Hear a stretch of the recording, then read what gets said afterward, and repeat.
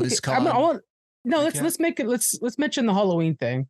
Okay. Just because I don't know, kind of, and then mention the giveaway too, and then Giveaway and okay, yeah, and then we're gonna an update on the food drive.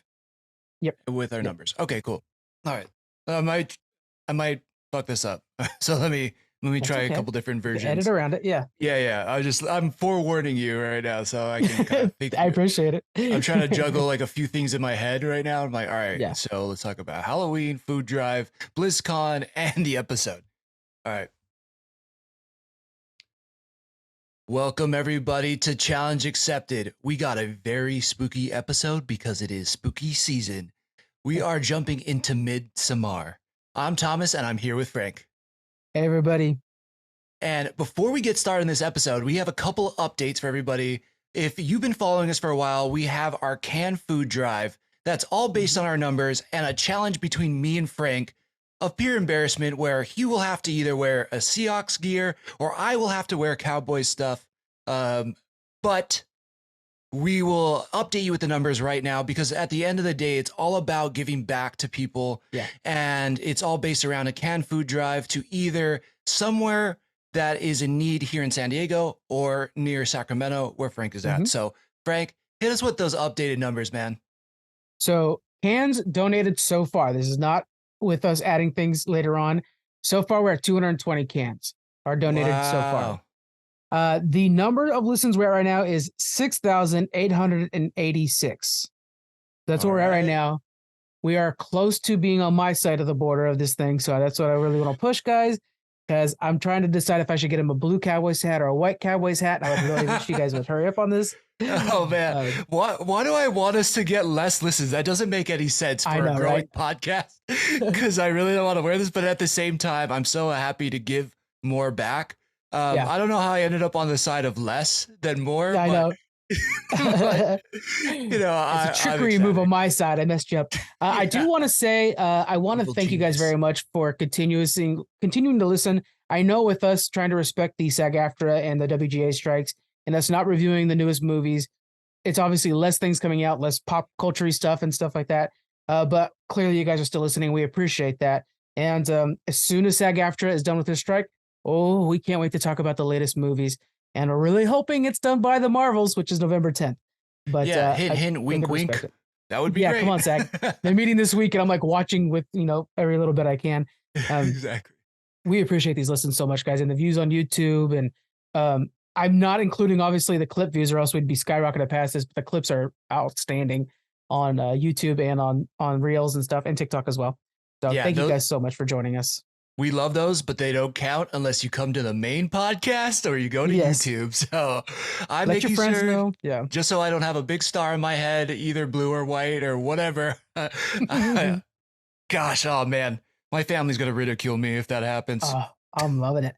I might get it framed on the wall behind me. Right there, be a Thomas with a face Cowboys of shock, just all sad. I'm going to look like one of these like stuffed mummies in Midsommar. Oh, God. Oh, God. My stomach's already turning thinking about this movie. Let's talk about Midsommar. Before we do, we're going to be doing the giveaway. We're giving away 5 copies of Midsommar. You have me say Midsommar. I always call it Midsommar. Anyways, we're giving away 5 copies. There's another movie called Midsommar. So, is it really? Yeah. And this is based off the Swedish pronunciation. Yeah. Based on Ari Aster. It's an actual festival. Oh, we're getting into it. Yeah. But we're giving away 5 copies of the movie on Blu-ray, and it's got the digital code included. If you guys want yourself a copy, enter yourself into that for the next week.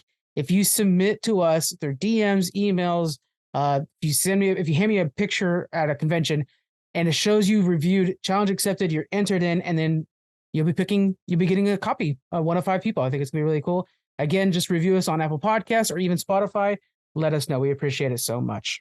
Absolutely. Thank you all. Yep. All right. Let's start off the episode with the Midsommar. What did you think of this episode or this crazy movie? Man, this was a lot. And I'm not a big scary movie person. Like I respect the art form. I think some of the best movies have come from directors who started in horror. James Gunn, James Wan. Apparently your name has to be James. And but this craft teaches you a lot. And I think this movie had a lot I did appreciate. But for me, this is not a movie I'm going to be going back to be like, yeah, I'm looking forward to watching this again. Like, it's just not that movie for me, but I respect the hell out of it.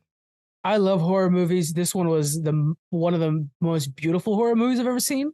It definitely has a slow start, I'll say. Like, I think this movie could start at 24 minutes in. But when it starts going, it has this like escalating tension that feels good for a horror movie. Yeah. The gruesome factor. Now I watch Walking Dead while I'm eating, man. I do not mind at all. But this turned my stomach. This was the worst I think ever I've seen of gruesome factor. So it was hard to watch in that sense too. Yeah, that's saying a lot. I mean, have you watched all the Saw movies? Oh yeah, those are nothing compared, in my opinion, compared to this. Nothing.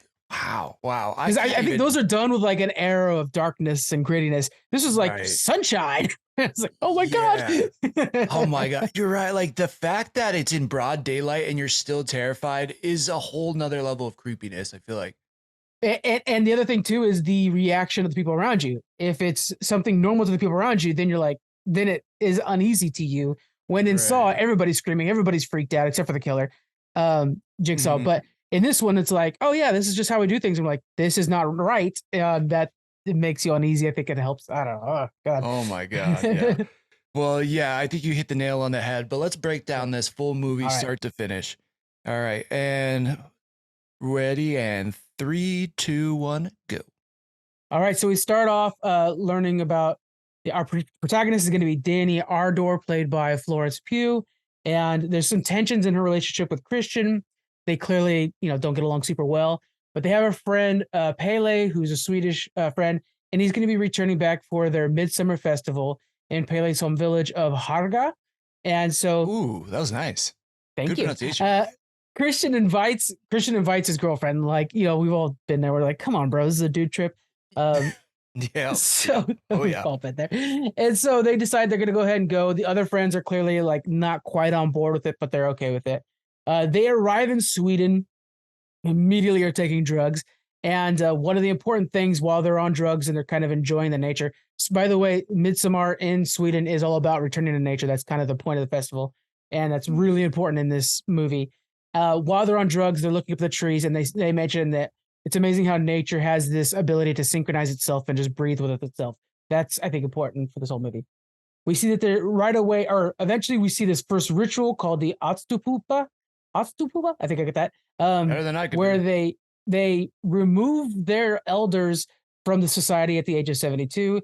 It is our first, like, oh shit, something's wrong here. As things go on, people start to disappear that are clearly not supposed to be disappearing, and we have more and more rituals, and their relationships are starting to deteriorate between Danny 30 seconds. and Christian. Okay.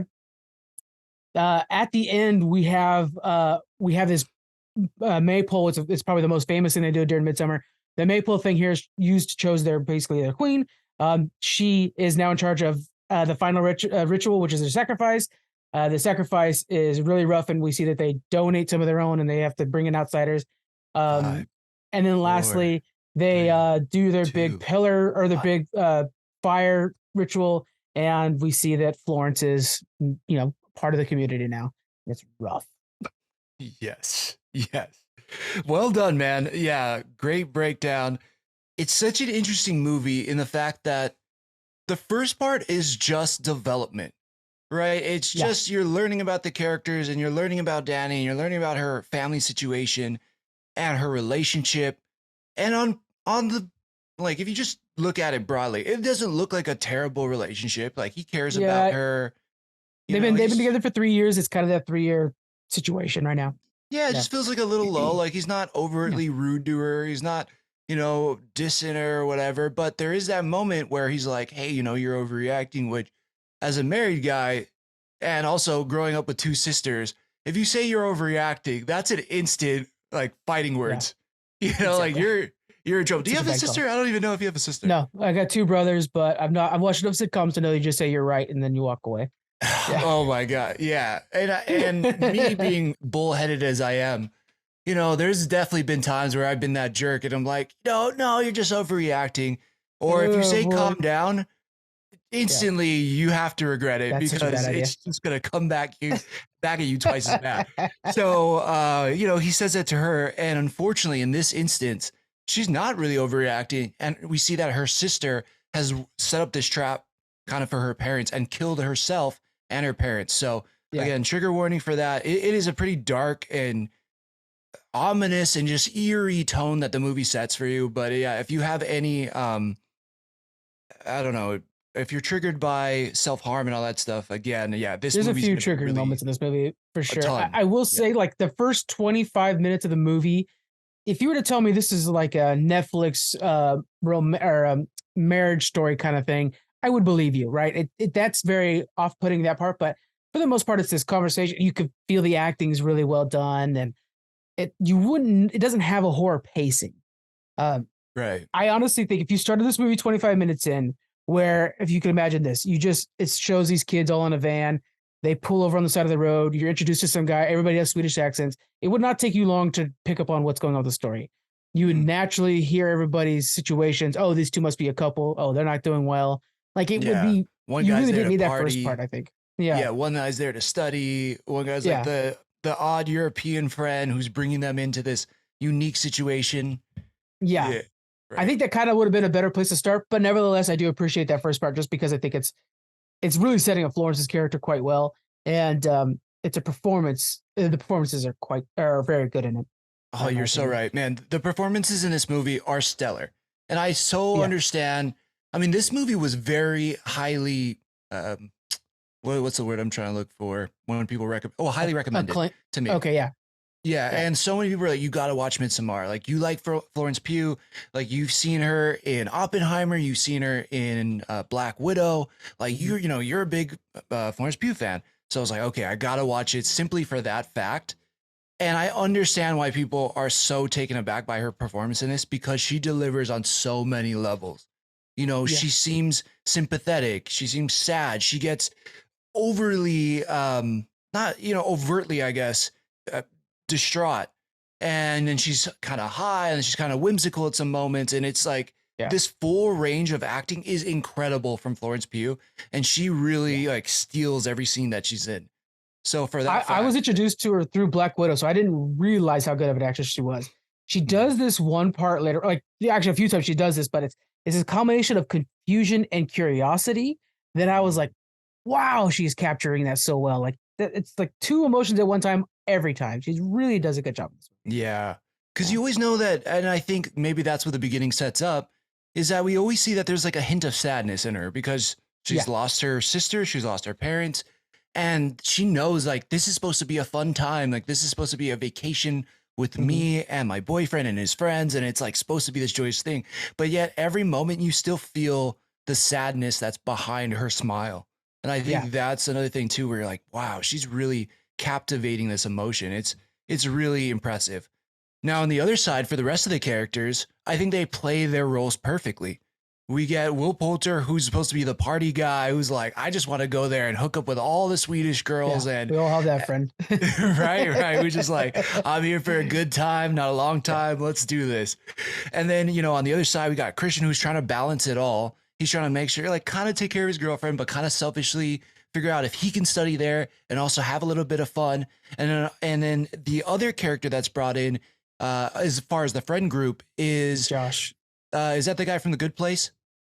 Yes. Yeah. Oh my God. Yeah. I love that guy. He always plays such an intelligent character. He seems like such a smart guy in real life, but he's there to purely study this ritual, this community, and use it for his thesis. And then that kind of sets up a little conflict between him and Christian later on. But all of these roles, I mean, they're just classic college archetypes in a way. Yeah. And in their relationship to Midsommar and nature, they're all but Florence are greedy. And so like Mark's character, he's a clown, right? He's and the way they die, we don't need to say spoiler that this challenge accepted, but the way they die all reflects kind of what's going on with them. So like he dies because he goes off to have sex. And, and so like Mark is clearly like, and then later on we see him stuffed like a empty human. And so that's exactly what he is. Meanwhile, Josh dies because his thirst for knowledge, and not just knowledge, but like personal acclaim. Like, this is my thing. This is what I am excellent at. Right, like filling up his head, and then he's hitting the head, and that's what kills him. Right. And then he's buried upside down with only his feet to show who he is. And then we have Christian, who is only out for himself. Like the whole time we almost are sympathetic for the guy because we're like, Florence is going through a lot of stuff. It's tricky. Yeah, and he's trying his best and yeah, but then you realize like, no, this dude's out for himself. First off, clearly he knows that his whole thing is his whole thing. He's gonna just take Josh's idea. It's clear. The movie's telling us that. Then from the get-go, as soon as that one girl starts giving him some eyes, he gives them right back. He's been open to cheating on Florence, in my opinion, Danny, I'm sorry, we'll use her in movie name, Danny this entire time. And then as he's getting closer, when she's doing the maypole thing and he's given drugs, he knows that it's to lower his inhibitions. He's told that, and he still takes it. So he's like, yeah, you are not innocent in this, my friend. And I think that at the end, when they're like, he's the ultimate devil, right? When they're doing the sacrifices, I think it's because, he is the most selfish of all of his friends. Although we're told like, maybe not, but I think he is. Yeah. Man, yeah, I didn't even capture that. Like when I was, watching this movie. Yeah, because I think he plays it really, really well. And you do kind of feel bad for him. At least I did in a sense, because he's having to juggle a lot of things. I mean, he's got his friends, he's got his future, he's got this girl, but he's like, doesn't want to lose her. But at the same time, he's got wandering eyes. So it's really an interesting role that he has. Do we have the actor's name pulled up? Yeah, it's Jack Rayner. So that guy's incredible. The first thing that I've seen him in, he plays the older brother in the show called The Peripheral. And he's incredible in that. I've loved him in that. But it was interesting seeing him in this role, because at the end, he dies in a very kind of embarrassing and then gruesome way. Yes. With him like running out naked. And God, there's some intense, heavy scenes. Like, it just made me feel icky, is like the only way I can describe it. Right. Because he does take the drugs, and then he ends up trying to hook up with that girl, surrounded by those women. And it's such a intense scene. And it just doesn't feel great by any means. It just, I don't know, it just creeps me out to my core. Yeah, I don't know. Do you have any other thoughts on? Well, at that same time, when that scene's happening, he's being used for one thing, and it almost feels sacrificial, right? Like he's clearly collapsed to his worst moment. You could tell that they're just using him for one thing, and it's all while those scenes are being shown. We're also getting at the same time Danny being ridden around in a chariot, being led by the women. She's being raised up as their queen. I use the term queen just because in my culture, Portuguese, we have a similar thing like this called festas, and we call them queens. But anyways, that's cool. So she's kind of being their queen. And like, so the whole time you have one that's being elevated by the community and one being used by the community. She's being accepted for the first time and seeing some light at the end of this tunnel. And when she hears the sound and wants to address it, she collapses and takes him down. But yeah, I like how during those scenes it feels so gross for him, but then the other side you're like, oh, she's seeing something good. She's had such a tough time. She's being welcomed by these people, as crazy as they are. Yeah, I think in watching a few breakdowns of the movie too post, I really had to search deep. I'm like, what is this movie trying to say, and what's the whole point of it, right? And from what I gathered, this is basically an interpretation of letting go of a toxic relationship. So, I would assume, and if you have it, there's a lot of times for me personally, I've been in relationships and there's nothing overtly bad. There's not like the person isn't cheating on me. The person isn't like outright putting me down, but when I look back now, they were kind of like a Christian. They were being selfish. They were choosing themselves over me or over us together and all those things. And I think at the end of this, like we kind of get to see more of Christian's character towards Danny the whole time. And then you see him constantly choosing himself a little bit more and more and more. And Danny, who needs this extra support and needs someone who really should be comforting her and lifting her up. Well, it's crazy. She finds that praise and that rise through this terrible cult in a way, and he totally is, like you said, continuing towards his terrible means. And so at the end, we see that she chooses herself over him, and it's done in this God, just horrific way. As somebody who considers themselves a burn survivor, it was a very tough scene for me. And this is probably like one of the hardest things that I think I've had to watch in the entire time we've been doing this podcast, but not try to get sad. I mean, just from a personal level, but at the same time, I think the metaphor speaks volumes as to what she had to go through to realize that this relationship wasn't serving her, and she was better, being lifted up by people who truly loved and cared about her, despite the fact that they're just sacrificial cult, murderous cult. Like, ugh. I love that take. Yeah, because the way you're looking at it through a story about a relationship, I love that. I took it as a story of nature. So I like how we're pulling two completely different stories out of this. And that shows really good storytelling by A24. Yeah. Absolutely. Yeah. And Ari Aster too. I think that there's multiple levels to it. And I don't know. I think that's maybe a one criticism I have about this movie is that the message isn't always clear. Is it a message to say that we should reconnect about nature? Is it a message that we shouldn't be so selfish in our ambition? Is it a message of, in our relationships, should we be giving all to them, or should we have a clean break if we realize that it's not serving both of us? Like I think there's multiple messages in this story. And because of that, the clear and central point isn't always there. And I think that for me might be one of the only criticisms, but the performances you can't deny, the cinematography you can't deny, and like the historical accuracy, the setting. Oh my God. Yeah. It's like basically just a field, but the way it's so bright, like they turned all the colors up a little bit, and it was just so beautifully done. There's like this yellow building that's clearly the mystery box building. Yes. Bright yellow in the background. I mean, there's so many things were just like stunning after stunning. Absolutely. Yeah, you're right. I mean, the field from the building that they all have to sleep in, which I was like, hell no, I couldn't sleep in that thing. If there was a crying baby next to me, I'd be like, I'm out. Like I'll go it's sleep like next 1 to to 35 or whatever I think they say they sleep in there, whatever. They break down the ages, and it's like I think it's 1 to 35 all sleep in the same room. That's right. And so apparently there's something interesting here with multiples of 9. And so this ritual happens every 90 years.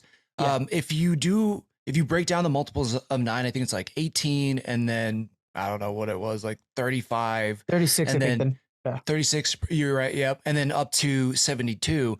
And if you divide those all by 9, they break down into like a certain whatever number. And so I guess that there's some type of connection there, and it's something that the director chose. And so little kind of inside baseball, I think, for this movie, but yeah, I just couldn't do that. But other than that, we finally get to a point where they're bringing the elders, where they've hit 72, and it's trying to, and we get to the cliff. And this is about the turning point, I think, in the movie for me, where I'm like, oh shit, things are hitting the fan. The turning point for our narrators too, like for the outsiders. Yeah, because I like how they made sure that there's the 2 others that are from the UK that are there, because they're clearly the outsiders that we're gonna watch die, right? Like, they always have those there where they're like, oh, they also were on this crazy trip, and like, okay, so those 2 are gonna die, so we know what to look for. And sure enough, one went to the train station without the girlfriend.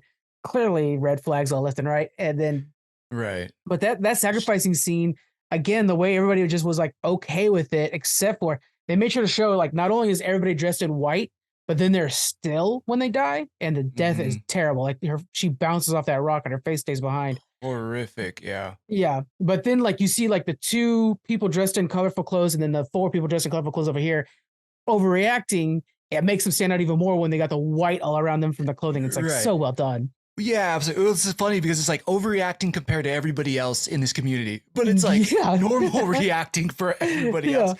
Where you're so right. As soon as I saw that British couple, I was like, that's a guy from Gran Turismo, and then 2, I was like, oh, these guys are dead so soon. Like they're not making it through this movie. But it's funny. They kind of represent, I think, how we would feel in a situation, right? Because Florence Pugh, or I guess Danny, Christian, and then the rest of that group are so dumbfounded and maybe a little bit still coming down from their high that they're almost like out of it, and they're horrified, but not in the way like a normal person should. But that British couple is acting pretty normal, like appropriately for how anybody should react when they just saw 2 people kill themselves, and everybody else just be like, yeah, that happens. It's just like, it was wild. I think an important difference between the two is Pele is a better ambassador for them because so there's the idea is that they're wanting people to bring in some outsiders as sacrifices. So that's something we learned at the end. Pele brings in his friends, and Florence unfortunately was like, "I'll go too."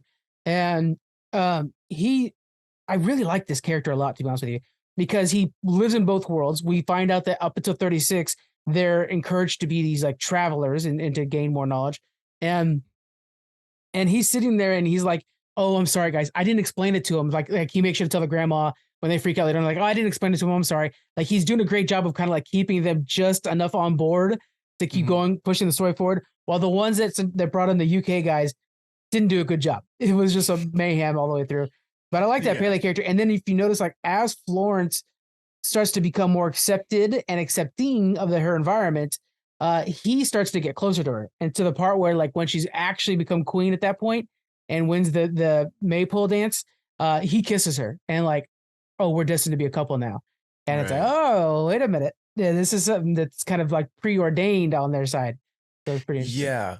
I don't really know this fable, but I heard it come up several times in describing this movie that he was the Pied Piper and that he navigates and takes these kids through this journey. And we don't necessarily know where the ending is going to go. Again, I don't really know the fable, but I think that is a pretty good description because they get sent on this journey. And to him, all of this is normal, all of it's accepted. And I'm going to take you guys through this enlightened journey. And where you end up is kind of completely up to you. And you nailed it, I think, where their ambition or their personalities kind of drive them to their ends and to their ultimate demise. With Florence, I mean, I think there's always something there between him and her. There's this connection where he sees something in her. He sees someone who's vulnerable. He sees someone who's lost her family. And yet she's still so pure at heart. You know, she just wants to be loved. She just wants to be accepted. And I love this description that somebody had online. And I think it's from Heavy Spoilers, so shout out to them. But they said for most of the movie, up until she starts changing her clothes, a lot of her clothes doesn't fit her. She's wearing these baggy pants. She's wearing this baggy shirt. And as soon as she joins the community, right before she does the pole, I was gonna say pole dance. It made it sound like she's a stripper. She's obviously not, but it's a maypole. It helps. The maypole. Thank you. Yeah. But she puts on that traditional Swedish garb for that community, and then it fits her, and it looks, again, natural fitted. Stuff, natural and fitted to her, and she looks great in it. And I think that is that sign visually for us, even though it's subtle, of she's becoming more accepted and ingrained in this community, and maybe she's finding her place despite how sickening a lot of their practices are. I should have like watched other people's takes on this too to get more idea, because it's so there's so many different ideas and takes on this thing. I noticed one thing I noticed too is like she is more willing to embrace the Swedish Midsommar people than she is her own people. When they were all taking drugs, she was like, "No, I don't want to. No, I don't want to." And then like even in the beginning of the trip, she's like, well, if you guys don't want me, let me know, kind of thing like that. She's kind of like giving herself an out. She's always pushing back against Christian and his friends. But when they ask for help in the kitchen, yeah, sure. She goes over there. When they do the maypole dance, oh yeah, that's great. She's always accepting. And while the other ones are like trying to take, she's embracing. And I think that's why at the end she's elevated and they collapse.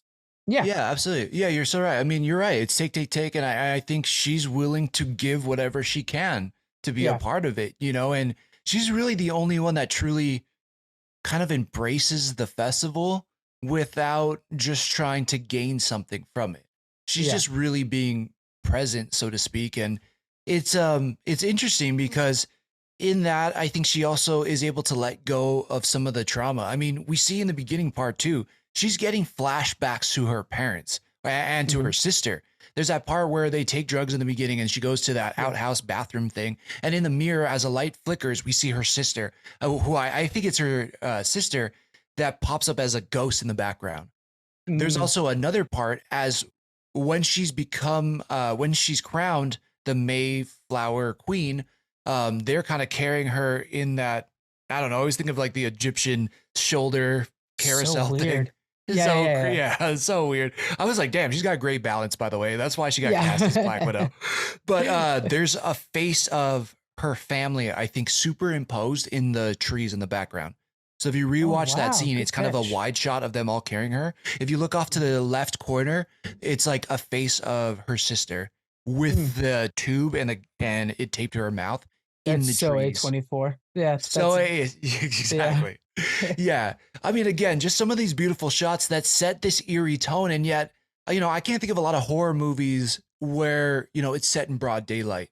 And that's the thing. Yeah. It carries this eerie tone all through this beautiful, sunny setting the whole time. Man, wild. That's what Stephen King's famously was talking about. Like, if you want to make something scary, you do it in the light, not in the darkness. And because Mm, we hide all our dark stuff over there, you put it in the light, we have to look at it. And so like the wide shots of this field, and they're just like kind of playing around, and you see people starting to build up and watch this maypole dance. It's You're actually kind of happy that Florence is happy for once, but also you're like, this doesn't feel good when they're gathering. Something's not yeah. right. Well, man, yeah, I love that you pointed out that scene because I think that's the first time we actually see her happy in the whole movie. Yeah. Oh yeah. You know what I mean? And it's like this time again, she's embracing the culture. She's Mhm. now a part of this community. All the women appreciate her being there and being a part of it. And she's just letting herself go and just feel the joy of the moment. Yeah. And it's the creepiest thing because at this point she's already seen, people kill themselves and them kind of finish that old guy off. And all of a sudden, Yeah. her friends are disappearing and we know they're dying horrific death. But like this is again one of the only times we have actually seen her happy. It's really creepy, really eerie. There's another Yeah. part to it too, where it reminds me of one of my favorite horror movies. And again, I'm not a big horror person, but I love this movie to death, which is The Descent. Have you ever watched Mhm. that? Yeah. A long time ago. And yeah, halfway through the movie, it's basically these girls on a girls' trip. One Mhm. of them's getting divorced, and they're just spelunking through these caves, and they don't even it takes this really eerie crazy turn with monsters being the spoiler alert for that movie, sorry, Yeah. but it's been out for a long time. But halfway through that movie we find out there's monsters in the caves and they're like eating the girls and eating the Yeah. women as they go through all this, but it completely changes. I feel like that's what this movie does again super well because you're like, oh, Midsummer Festival in Sweden, yay, fun, and then Yeah. boom, horrific deaths. Like, oh Yeah. god. That when that first lady jumps off the cliff, I mean, like you knew something bad was gonna happen because you're watching a horror movie. But the way she Mhm. bounces off that rock, you're like, oh god, this is harder than I thought. This is Yeah. gonna be a tough one. And to me, Mhm. okay, so we're doing this on Halloween, guys. So let's have a little bit more fun and start talking about like our favorite or most gross moments. I think it would be a fun way to go from here a little bit Sure. I don't know of any because favorites, but I have some gross moments for sure. that chicken coop one was the one that was like, oh, this is tough to watch. Because if you watch it and you notice his lungs are still moving, so he's alive. That's what his lungs? I Yeah. did not. I They open his apparently back. don't know anatomy at all. I was like, what in the hell are those things? So in Vikings, it's called the spread eagle or the golden eagle or something like that. When they open up the back and they pull the lungs out like God, that. we have a way different definition of spread eagle in English. Well, it can't be spread eagle. I definitely was using the wrong term there. Just no, maybe you're right. I think it's the golden eagle or something like that, but it's a Viking thing. Anyway, so yeah, the lungs are out, and then you see like they make sure to show from behind with the lungs. He's breathing in and out, and then the way Yeah. that Christian, like a sicko, goes underneath him to look underneath him. You see like the eyes of flower stuff in. Right. And then like the chickens, before he opens up, the chickens are up there like picking at him, eating the guy's body from inside Oh while he's my still God. alive. Oh That was my the one that gosh. like the most gruesome to me. Like I was, oh, that's hard to watch.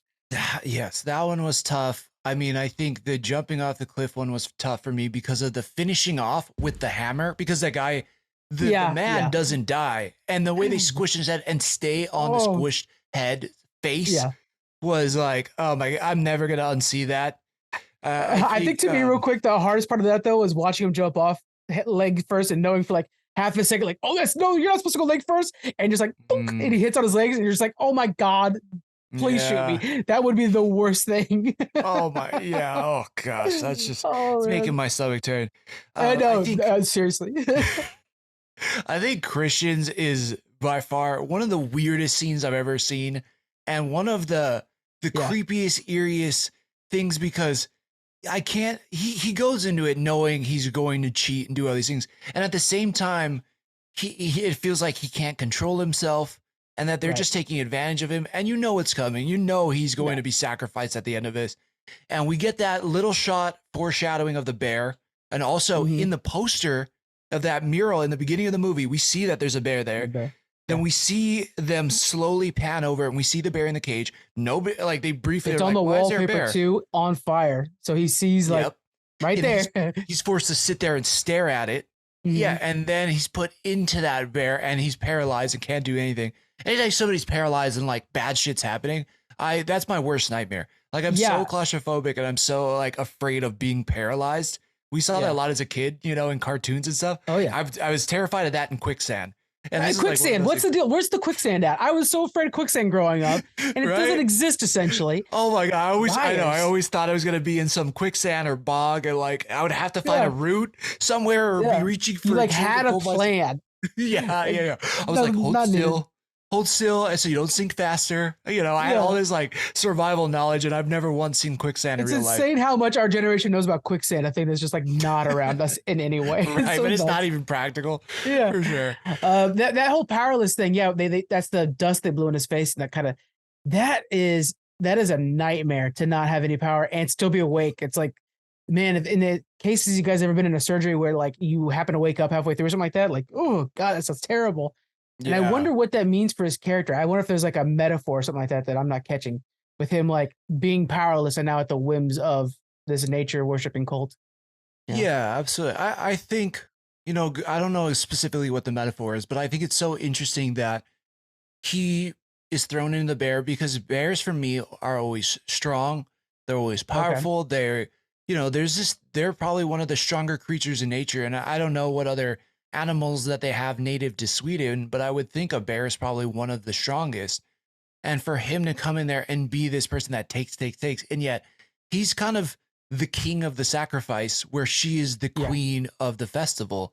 And, you know, the king, because of their power and because of what they take, you know, ultimately dies this horrific death and gets sacrificed in the way he does. I think maybe there's a metaphor there, you know, where you don't want to be this person who takes, you want to be the person who gives. Yeah, and I think they mentioned it when they first were getting high underneath the tree. Like it's all about nature. Like they feel that nature has a way of synchronizing itself, and then like we see it multiple times. Like things I think that are like synchronizing, and how the cult is trying to constantly make sure that happens. And at the end, I think the best example of that is the two people that they choose to go be sacrificed. They are given these shots to not feel pain, and then immediately we see that guy. Like one guy's watching the other guy. He immediately feels the pain. And then outside, when the screams are coming out, they all do this. Like we've seen it in the past in this movie. They're like kind of fake screams as well. And I was like, oh, that's nature synchronizing again. Like they're synchronizing with the pain, or like they always are trying to like kind of keep things afloat or something like that. Yeah, I love the nature take you're taking, because my thing was they allow the emotion to come out.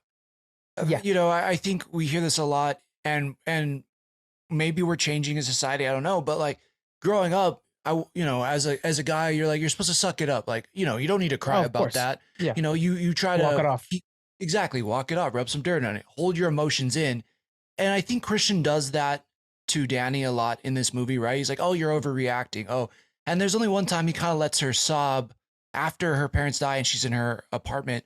But really, for a lot of it, I think he's trying to, you know, and for her, it's keep your emotions in check, keep them bottled up.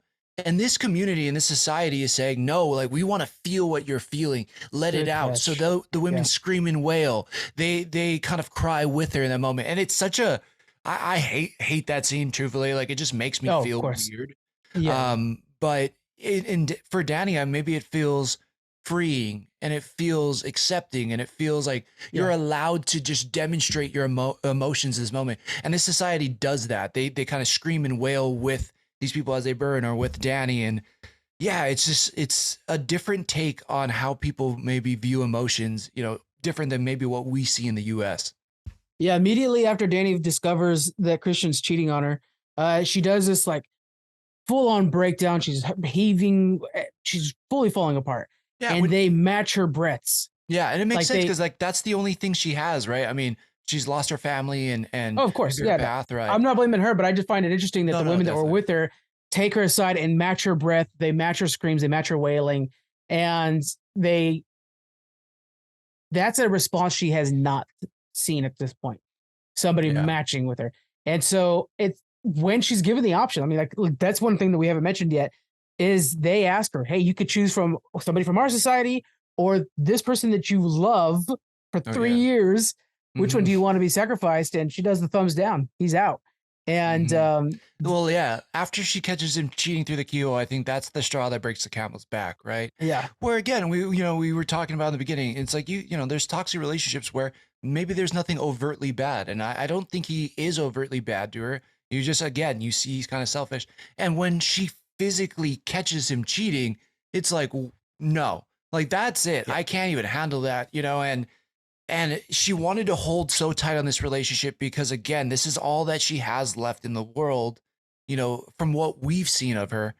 And now she realizes, like, these women are matching me. They're accepting me. They're allowing me to be in my emotional state. And I'm going to let this go. And I'm going to let him go as well. Yeah. Like, no, he's gone. He's part of that past life.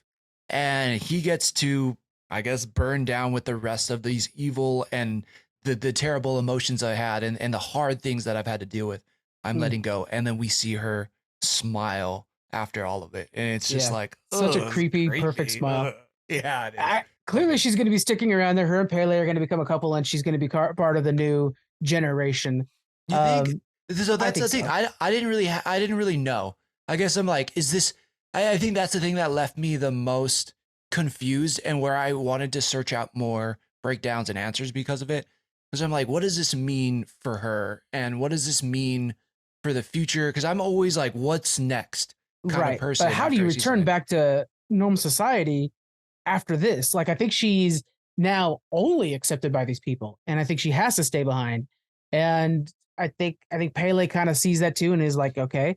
And yeah, he wants how do you go back? Mean, he's one of the only people that remembers her birthday and gives her a gift, that drawing of her. Like he really wants her to be a part of this. Yeah. Like he's found some kind of deeper connection with her, whether he really knew her or not in the beginning.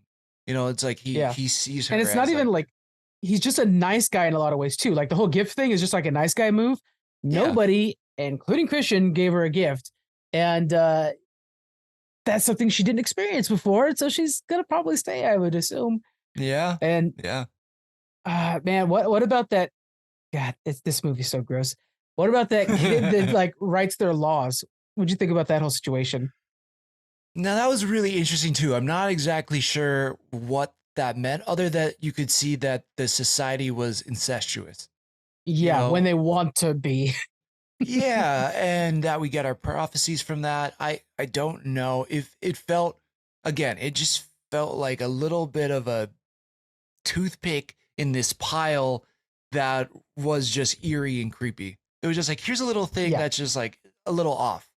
And I think it explains why the society does everything wrong is because they're getting their prophecies from somebody who is, what do they call it? Like clear-minded or something like that.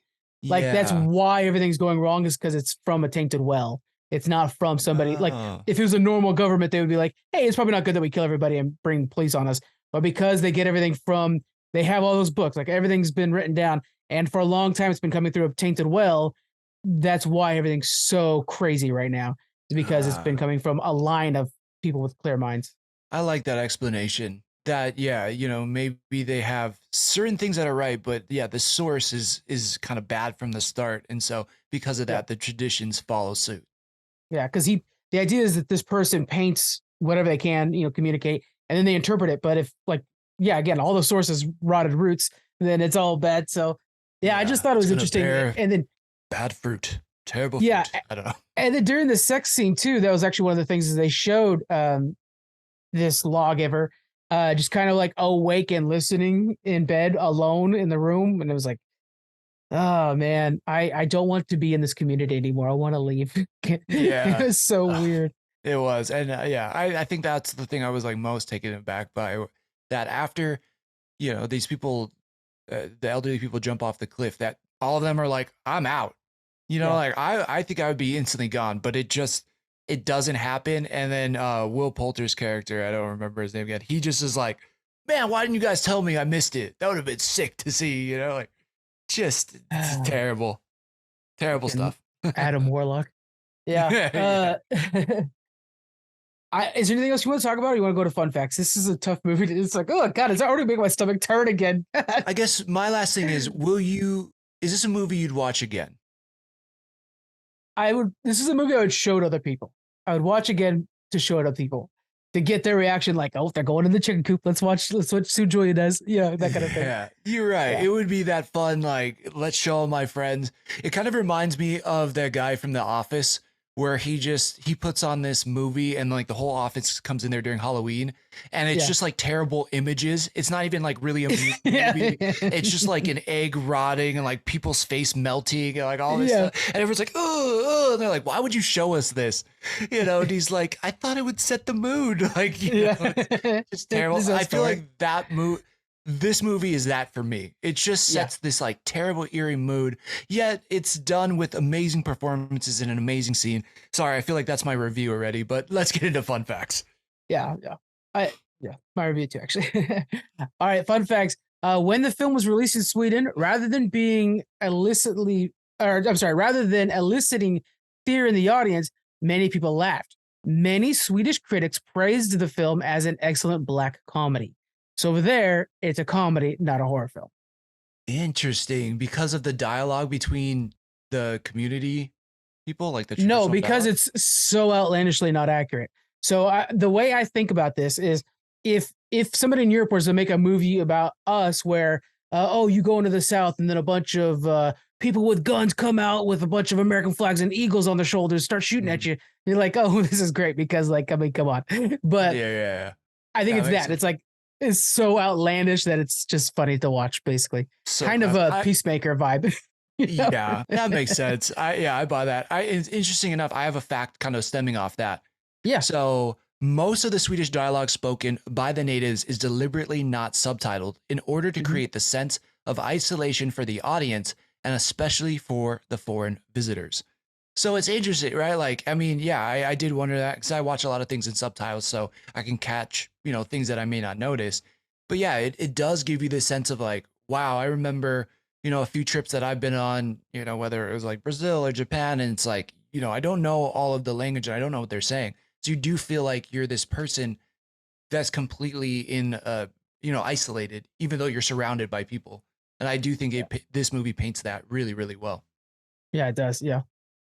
Yeah, even in that room where they all sleep together, you still feel like, man, you're alone, and you don't know what to do. Yeah, Especially with that dream where she thought they were all leaving her. Was that a dream? No, that was real. But like, I don't know. No, that was a dream. That was a dream. That was a dream, because then all of a sudden that black smoke comes out of her mouth, and that sound. I mean, one thing we haven't talked about is how great the score is for this, because I think it really sets the tone too. I mean, without that score, you don't get the feeling that everything's creepy in the fields, or something creepy is coming out when they sit at the dinner tables and there's this, whatever that Norse rune is that they're sitting on, and all that. I just think is so set because of what we hear throughout this movie. It's, mixed with the bright visuals and the haunting tone, it throws itself off so well.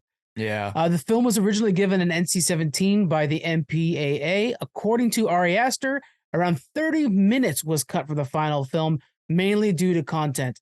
The director's cut, released shortly after its theatrical run, restores this footage. So there's 30 minutes that makes this even more gruesome. God, jeez. Glad you didn't. Did I challenge this? And why did I challenge this? Yeah, right. Like, God, man. Yeah. So I found it. We talked about this earlier. It is in there as an Easter egg. You almost miss the face of the girl/spirit when you're watching the May Queen in Midsommar. If you check the top left corner, during the effects of the drug, you can see an image of her sister superimposed in the trees. I'm gonna pull that up. I gotta see that now. I'll send it to you. Yeah, I'll send it. Maybe we post that as well. Despite the Swedish setting, a beautiful green background and stuff like that, the film was actually mostly shot in Hungary. To me, it had a very like European vibe. Yeah, I didn't think, or like Northern European vibe. But Hungary, sadly, cool. I don't know the difference between like Hungary or Sweden in terms of like what it looks like, but it felt like I thought that was Sweden. I was like, oh, that looks like Sweden to me. Like, yeah, it looks like hills or mountains you'd expect from them and stuff like that. Yeah, rolling hills, these big, beautiful pine trees, these fields, like the way the sky looks. Yeah, I mean, to me, I don't know. I should probably go visit Sweden because it looks beautiful. I'm on board with that. Although I I'm definitely want to go to terrified now. Oktoberfest someday, so I'm going to Germany. Yeah. Funny thing about Oktoberfest, not in October. Didn't Yeah, know that. yeah. Lastly, Mark displays an extreme phobia of ticks, which is based on Ari Aster's real life fear of bugs and illness. Like Mark, Aster wore 2 pairs of socks over his jeans to ensure he would not receive a bug bite. Hmm. So, yeah, Interesting. just pulled that from himself. That's crazy. There is another part too with Danny's parents. So when Yeah. you watch them and they're sleeping, or while the sister's pumping all that gas into the room, Mhm. there's a picture of Danny right after the mom, and above that there is a vase full of flowers, similarly looking to the flower that Danny will wear on her head when she Oh, becomes May Queen. so cool. The Love other it. crazy part is her mom and dad are actually in the crowd when she I is saw that. sitting in the flower dress. Yeah, Yeah, crazy. I Just like how they did that. awesome kind of foreshadowing, yet like bringing it back and just fully sets another creepy vibe to it. Well, it shows that like it's not like they're really there. I think, in my opinion, it shows that she's completely losing it at this point because Yeah. now she's seeing people, she's hallucinating people. She's a mix of drugs and happiness, and however many hours she was in that stamina contest, like she is completely lost at this point. So yeah, I love that. Mhm. That's so good. So good. Oh man, Yeah. I give Ari Aster a lot of credit for it. He created a beautiful yes, movie, great performances. There is this tone to it that is super unique. And yeah, for me, I think this is a one and done. There are certain things where I'm yeah, like, I'm good on this. I do appreciate and I'm thankful I watched it, but again, this is just not a movie for me. It's just the way it makes me feel. I'm already on edge with real life things, yeah, and this doesn't help any of that. So this will come up in a conversation with my therapist, but yeah. yeah, I appreciate that I've watched this. What do you think about it overall? Yeah, my therapist is gonna hear about it too because I was like, oh man, that food looks good. But yeah, Was the food people? Was it some of the people? Because it kind of gave that vibe that the you're meat so pies right. It probably was, were. huh? Again, I don't know this actor's name. I gotta look it up, but he is in The Good Place. Uh, Yeah. he was also in Quantumania. He was the guy that was coming out for the thesis. Yeah, you're right. It probably is. Oh man, I just thought I it was looked like thinking a good maybe it was feast. him, and then in the meat pies, which I was like, Oh no. ugh, yeah, Shit. Yeah, you know what, guys, this is a good movie to watch once and experience. Um, I don't think it'll leave your mind, so you don't need to watch it again. You're good. And I definitely think I'm gonna be using this as a challenge to like my friends will come over. I'm like, hey, let's watch this movie. And I'll start like 25 minutes in, like I've been saying. you And just sadistic a-hole. No, I'm just kidding. yeah, oh, I Like, oh cannot god, wait. yeah. Oh man. My next up from Ari as well as Hereditary. That's coming actually literally coming in from Amazon today. So I'm excited to watch that one too. And I gotta watch it, but I don't want to.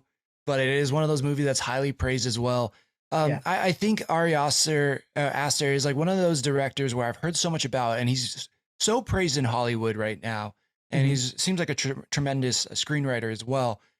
But I think I appreciate his work and his reputation more than I enjoy his work. And like I think I'm gonna have to watch Hereditary, but I'm not gonna enjoy it. Like I know I'm not Yeah. gonna like that movie. I'm just gonna find things that I think are outstanding in it. Just like this movie. There's so many incredible things in it, and yet I don't ever want to watch it again. Sometimes that's great though. Like we talk about that with Loki sometimes is that like even when things might not be quite clicking, it's like, man, stunning performance, stunning visuals, stunning this, stunning that. Da, da, da. So it's Mhm. like all the parts are there. It's just sometimes it doesn't quite work together. Overall, I'm loving Loki. And I Yeah, think that kind of is the vibe with this too, where it's like, maybe it's a little slow here, but I'm like, oh my God, these performances are, oh, did you see that shot? It's all that. yeah, like there's so many things I do love about this movie, and like I don't even mind the pacing. Like it is slow in the Yeah. beginning, but I love that French tilt in at the halfway point. Like I love Yeah. stuff that does Yeah. that. Again, we've already talked about cinematography, and we talked about performances, and we talked about all these things that I truly love. It's just not a movie for me. Like it's not a Right. movie that I'll go back to and watch over and over again. And you know what? I could see if you were like, yeah, man, I'd watch this, every year. I would totally get that, and I'd appreciate it. I'd be like, yeah, 100%. Like I get why you do enjoy it. It just like again doesn't work for who I am in my core, in my Yeah. being. If I was the May Queen in my story, like this is just not for me. I love horror movies, so I'm like, bring it on. Yeah. Yeah. All right. It is my turn to challenge you. Ooh, what we And got? we have BlizzCon coming up, folks. So I thought, you know what? Thomas doesn't even know there's like core games that are basically the core of the entire company. And one of them is probably the biggest core of all, and it's a World of Warcraft. So I'm challenging you to the I've heard Warcraft of that movie. little game. Look at that steel box I got for this bad boy. Oh, This is wait, the 'cause, Alliance side. We don't talk about it. you got the Steel book and is for the World of Warcraft movie? Yeah. Man. Oh, we went hard on went- this one. Yeah, you went to the top, the Yeah. tippy top. So Oh, man, I we're going can't to be wait. reviewing Warcraft. It's going to be coming out a little early. It's going to be coming out on this Friday to coincide with BlizzCon, and it's going to be Thomas's first time at BlizzCon. I'm so happy for you. Yeah, I know. I'm excited. You know what I'm excited about? I feel like a father on Christmas. Like I just want to see my kids happy, and then getting to hang out with all of you guys Yeah. IRL, and then see you guys stoked. I think is gonna just pass on to me. I'm super easy to get hyped on things, so Yeah. dude, I'm just stoked to be with you guys and see you guys get stoked about what Blizzard has in store, because I mean, it's a top gaming company for a reason.